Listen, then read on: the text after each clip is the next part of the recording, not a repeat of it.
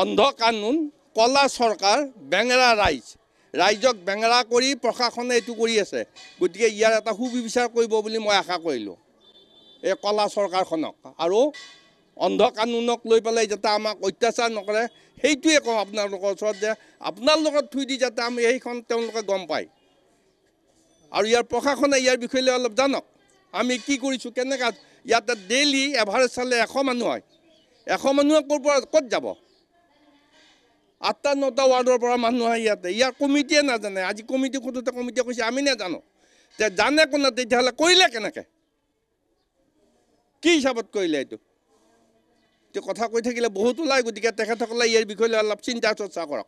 Urban health চেণ্টাৰৰ কথা হ'লে ইয়াত এখন কমিটি আছিলে উঠাব খুজিছে সেইটো কমিটিয়ে নাজানে আমি কি জানিম এতিয়া মই আজি 4 দিন আহিছোঁ এটা হস্পিটেললৈ ডক্টৰ নাই কোনো নাই আকৌ গুচি গৈছোঁ ময়ো আহোঁ মই মাহকত 2-3 দিন আহোঁ কাৰণ মই নিয়াৰ এবাউট 80 মোৰ এজ মই ক'ত যাম সেইকাৰণে মই ইয়াত 2-3 দিন আহোঁ মাহকত গতিকে মই আজি 3 মাহ 4 মাহ দি মই ইয়াতে একো পোৱাই নাই কেতিয়াবা কয় ডক্টৰ নাই কেতিয়াবা কয় ইটো নাই সিটো নাই মই ক'ত যাম চিভিলত লাইন লগাব গ'লে মোবাইল লাগিব কিবা আমিতো এইবিলাক নাজানো আমি পুৰণা মানুহ আৰবান হেল্থ চেণ্টাৰ ইয়াত থাকিব লাগে ইয়াৰ পৰা উঠাব নালাগে মোৰ অনুৰোধ সেইটোৱে চৰকাৰক আৰু ইয়াতে আমাৰ সুবিধা কৰি দিয়ক আমাক ডক্টৰ এজন দিলে আমিতো ইয়াৰ পৰা আৰামত থাকিব পাৰোঁ চাৰিওফালে হস্পিটেল খুলি আছে মেডিকেল কলেজ খুলি আছে অলপতে শুনিছোঁ দৰঙতো মেডিকেল কলেজ খুলিছে যদি ইমান মেডিকেল কলেজ খুলিছে এখন হস্পিটেলৰ কাৰণে এটা ডক্টৰ নাই কিয় কাৰণে নাই এইকাৰণে কৈছোঁ অন্ধ কানুন কলা চৰকাৰ আৰু বেঙেৰা ৰাইজ এই ৰাইজক বেঙেৰা কৰি পেলাই তেখেতসকলে মানে ইলেকশ্যনৰ সময়ত আহিব মই এইটো কৰোঁ সেইটো কৰোঁ মই ইমান কৰি দিম এতিয়া এইখিনি সময়ত কোনে চাইছে কোন আহিছে ইয়াতে কোনো অহা নাই আহিছে ক'ৰবাত 2টা সংবাদদাতা যে কি হৈছে আমি খবৰটো লওঁ বুলি কৈ খবৰ ল'বৰ কাৰণে গতিকে এইখন হস্পিটেল ইয়াতে থাকিব লাগে অনুৰোধ কৰিছোঁ ইয়াতে ৰাখক বেলেগত নিব নালাগে মোৰ বয়োজ্যেষ্ঠ মানুহ বহুত আহে মই নিয়াৰ এবাউট 80ৰ ওপৰত এইটো মোৰ ওচৰত আছে আৰু ইয়াৰ আগতে আৰু 2জনমান আহি গৈছে তেখেতসকলে আহিছে চাইছে গৈছে কি কৰিব ডক্টৰ নাই ক'ত যাব বলকচোন চিভিলত যাই চাওঁ এবাৰ তেওঁলোকতো লাইন বান্ধক কেনেকৈ যায় গাড়ী লৈ আহিব গাড়ীৰ পৰা নামিব ফটাফট টিকেট কৰিব তেখেতসকলে ট্ৰিটমেণ্ট কৰি যাব কিন্তু আমাক কোনে নিয়ে আমাকতো কোনেও নিয়ে লাইন বান্ধ টিকেট ল নাম্বাৰ দে ক'ত পৰা পাম নাম্বাৰ জ্যেষ্ঠ নাগৰিক হিচাপে অনুৰোধ কৰোঁ ইয়াতে হস্পিটেলখন থাকক আৰবান চেণ্টাৰটো ইয়াতে থাকক আমাৰ বহুতৰে সুবিধা হয় সেইটোৱে অনুৰোধ চৰকাৰৰ ওচৰত এতিয়া চাওক এটা আহিছে তেখেতৰ আজি 4 মাহ হ'ল ID নাম্বাৰ পোৱা নাই ডক্টৰ আছে ছুটীত 4 মাহৰ ছুটীত ID নাম্বাৰ পোৱাৰ কাৰণে তেখেতে এতিয়া আশাক নাম্বাৰটো দিব পৰা নাই তেখেতৰ ফেমিলি ট্ৰিটমেণ্ট কৰিব পৰা নাই এইটো কি নিয়ম নেকি এইটোতো নিয়ম নহয় এতিয়া সৰু ল'ৰা ছোৱালীক ভেকচিন দিব লাগে ইয়াৰ পৰা যায় ইয়াতে দিয়ে ইয়াতে লয় এই সৰু ল'ৰাখিনি ক'ত লৈ যাব কেনেকৈ নিব ক'লৈ নিব কি সুবিধা আছে ইয়াত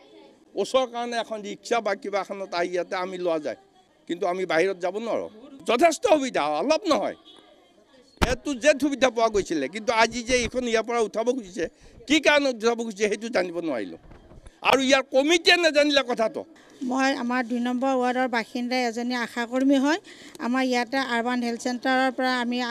10টা ৱাৰ্ডৰ আমাৰ ইয়াতে সাব চেণ্টাৰ আৰবান হেল্থ চেণ্টাৰখন আছে থকাৰ কাৰণে আমাৰ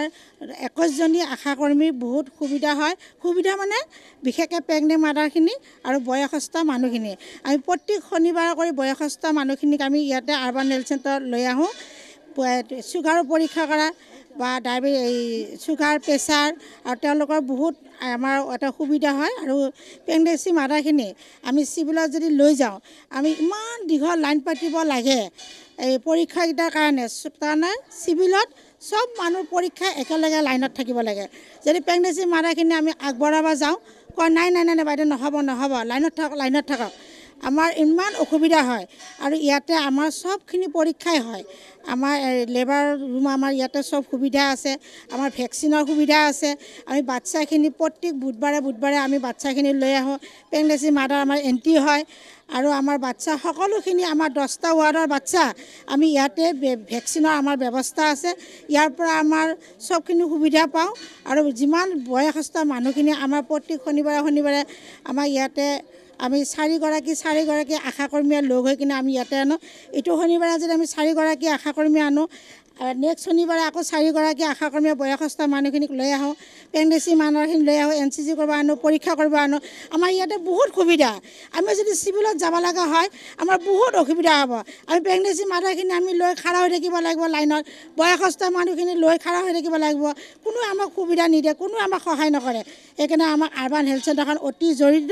আমাক লাগিবই। আমি 20গৰাকী 21গৰাকী আশাকৰ্মী আমি ইয়াতে জড়িত হৈ আছোঁ। আৰু আমাৰ ইয়াতে আমাৰ 10টা ৱাৰ্ডৰ, নগৰীয়া 10টা ৱাৰ্ডৰ আমি যিমানকেইটা আশাকৰ্মী আছোঁ, আমাক চবেই ইয়াতে আৰবান হেল্থ চেণ্টাৰৰ কাৰণে আমি বহুত দৰকাৰী। আৰু আমাৰ ইয়াতে আৰবান হেল্থ চেণ্টাৰখন যদি নাথাকে আমাৰ বহুত পেচেণ্টৰ, বেনিফিচিয়াৰী,